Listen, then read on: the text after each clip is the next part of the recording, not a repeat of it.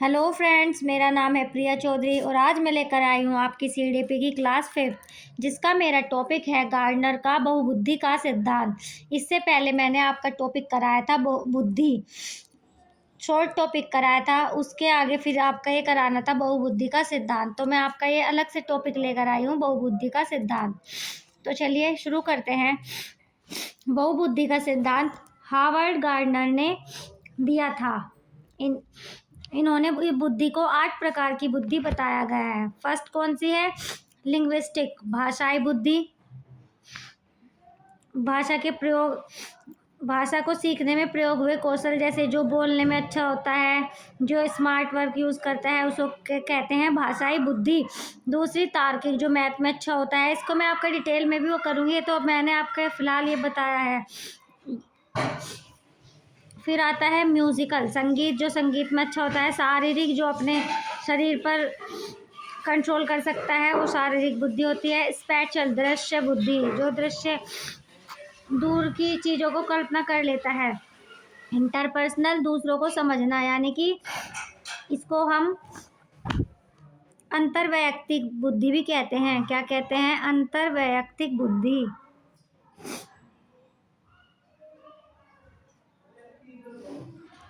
अंतर्वैयक्तिक अंतर्वैयक्तिक बुद्धि भी बोलते हैं इसको, यानी कि दूसरों को समझना है। इंग्लिश में इंटरपर्सनल। सेकंड है इंट्रापर्सनल, स्वयं को समझना। ये होती है अंतःवैयक्तिक। ये तो अंतर और ये अंत है, अपने आप को समझना। ठीक है, अंतःवैयक्तिक बुद्धि। फिर आपका नेचुरलिस्टिक, प्रकृति से जुड़ी बुद्धि। ठीक है, जो प्रकृति को समझता है, प्रकृति को प्यार करता है, जैसे हंटर्स होते हैं, फार्मर्स होते हैं। ये होती है आपकी प्राकृतिक बुद्धि। तो चलिए अब इसको मैं फुल डिटेल में एक्सप्लेन करूँगी। तो आता है फर्स्ट, भाषाई बुद्धि, लिंग्विस्टिक इंटेलिजेंस। भाषा का सही प्रयोग करने की क्षमता को क्या कहते हैं? भाषाई बुद्धि। उदाहरण के लिए जैसे लेखक जो होते हैं वे भी सही प्रयोग करते हैं। कवि, शिक्षक, जर्नलिस्ट,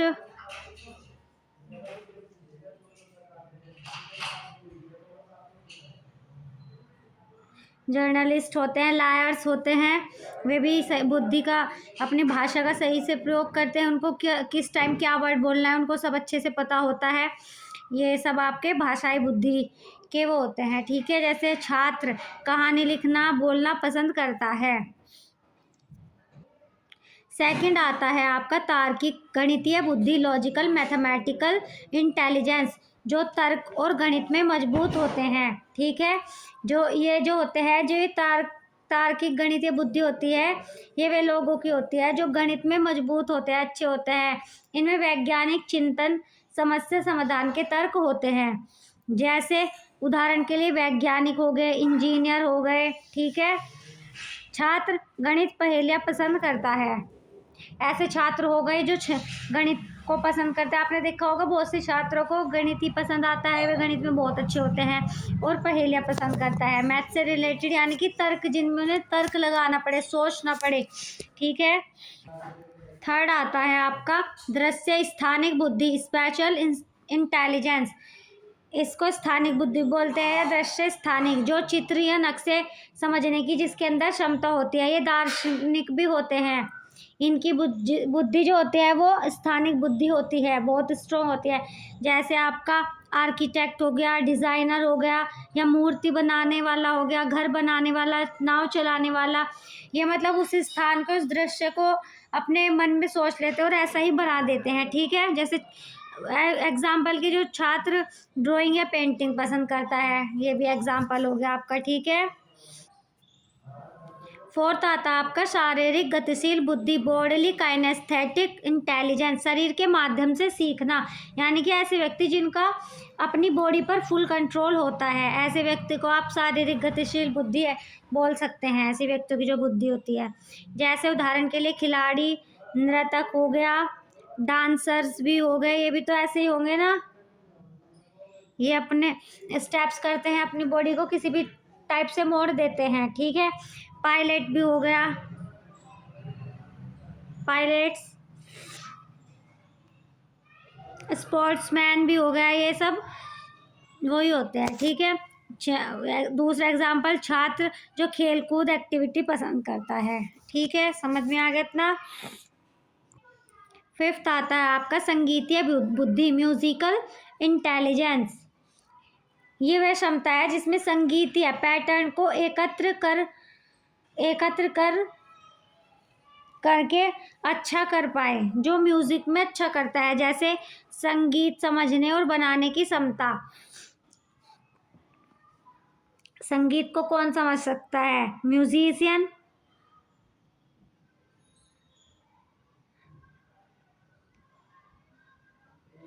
गायक या संगीतकार, यही है जिन्हें म्यूजिक सुनना पसंद है, वे छात्र जिनको म्यूजिक सुनना पसंद है, ठीक है।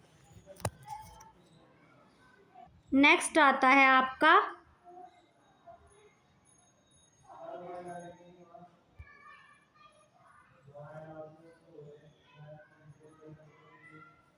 एक मिनट,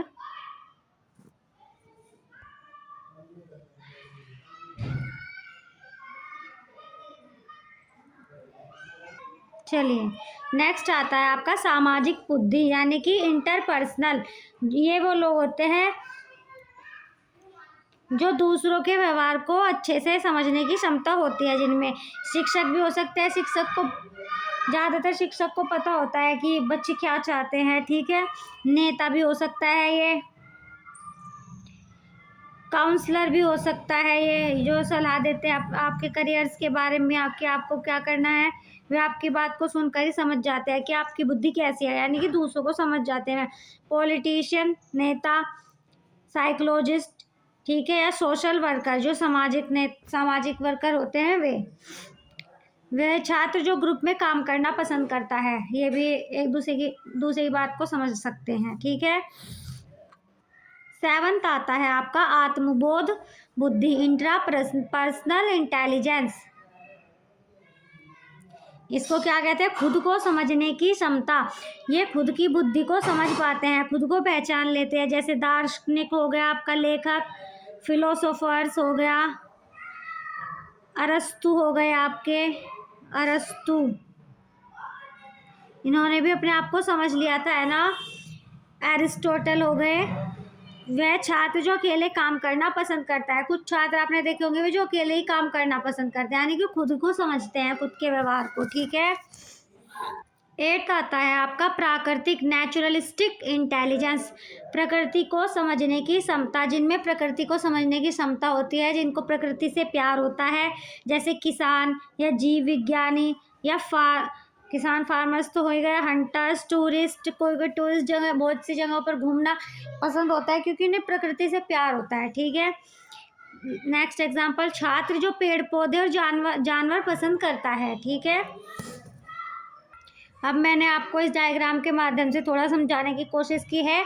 ये आपके हार्वर्ड गार्डनर हैं, इन्होंने बहुबुद्धि का सिद्धांत दिया था। इनकी एक बुक पब्लिश हुई थी 1983 में, फ्रेम्स ऑफ माइंड। कौन सी? Frames of mind. उसमें इन्होंने बहुबुद्धि के सिद्धांत का वो किया था, ठीक है। ये कब हुआ था? 1983 में। इनके अकॉर्डिंग इन्होंने बुद्धि को एक आयामी तत्व नहीं माना।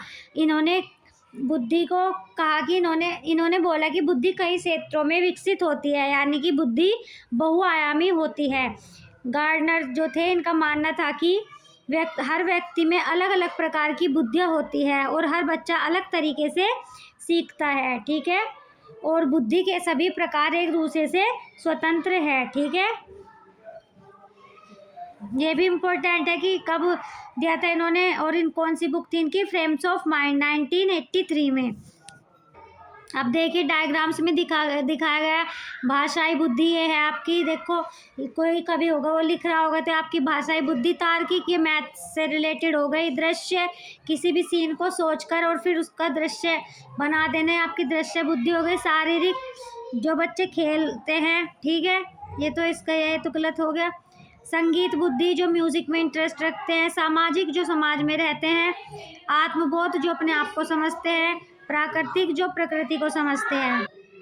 आपके रिवीजन के लिए वो बुद्धि का एक पूरा चार्ट दिखाया गया है यहाँ पर, देख लीजिए इसे एक बार। जब सारी चीज़ें एक जगह होती है तो अच्छे से समझ आता है, इसे पढ़ लीजिए। बुद्धि का प्रकार, क्या क्षमता होती है, इसके उदाहरण। भाषाई बुद्धि, भाषाई बुद्धि की क्या क्षमता होती है, इसमें बोलना सीखना होता है। और ये इसके उदाहरण कौन से होते हैं, लेखक भी हो सकता है, शिक्षक। सेकंड आता है आपका तार्किक बुद्धि। तार्किक बुद्धि यानी इसकी क्या, जो गणित में अच्छे होते हैं, तर्क में अच्छे होते हैं, जैसे वैज्ञानिक और मैथमेटिशियन, ठीक है। थर्ड आता है आपका दृश्य बुद्धि, जो इसकी क्या क्षमता होती है, जो चित्र और नक्शा बनाने में एक्सपर्ट होते हैं, जैसे डिजाइनर घर बनाने में भी एक्सपर्ट होते हैं। शारीरिक बुद्धि, जो शरीर से काम करते हैं, जिनका शरीर से काम करने पर पूरा कंट्रोल होता है, जैसे खिलाड़ी, एक्टर्स, ठीक है। फिफ्थ संगीत बुद्धि, जो संगीत में अच्छे होते हैं, जैसे गायक। सामाजिक बुद्धि, जो दूसरों को समझते हैं, ठीक है, इसको सामाजिक बुद्धि भी कहते हैं, जैसे नेता। आत्मबोध, जो अपने आप को समझते हैं। इंट्रा अंतःवैयक्तिक, इसे अंतःवैयक्तिक भी बोलेंगे, खुद को समझना, जैसे दार्शनिक। प्राकृतिक, प्राकृतिक प्रकृति को समझना, जैसे किसान, ठीक है। अब इसके हम सिक्यूज कर लेते हैं, ठीक है। तो चलिए बताइएगा, कमेंट में इनके आंसर दीजिएगा। बहुबुद्धि का सिद्धांत किसने दिया, किसने दिया, सबको पता है, गार्डनर, ठीक है। बहुबुद्धि का सिद्धांत 1983 में अपनी बुक फ्रेम्स ऑफ माइंड में हावर्ड गार्डनर ने दिया था, ठीक है। नेक्स्ट क्वेश्चन, यह सिद्धांत किस वर्ष दिया गया, अभी बताया है, बताइए, कमेंट में आंसर दीजिएगा सभी। 1970 में, 1995 में, 2001 में, या बी 1983 में, तो answer is B. Next question, Gardner के अनुसार बुद्धियों की संख्या कितनी है, बताइए, 4, 6, 8 या 10।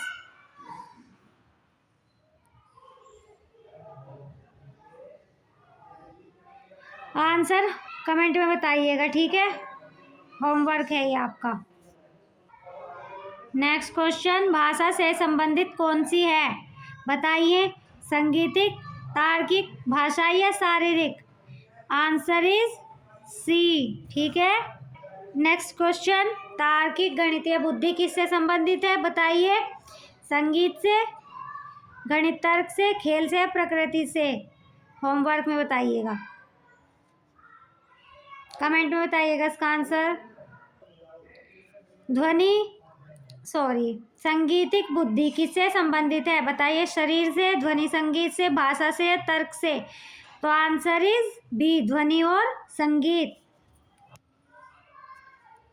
शारीरिक गतिशील बॉडली काइनेस्थेटिक बुद्धि क्या है, सोचने की शक्ति, शरीर की गति और नियंत्रण, भाषा या गणित। शरीर की गति और नियंत्रण, आंसर इज बी, जो शरीर पर कंट्रोल रखता है उसे शारीरिक बुद्धि कहते हैं, ठीक है। नेक्स्ट क्वेश्चन, अंतर्वैयक्तिक बुद्धि किसे कहते हैं,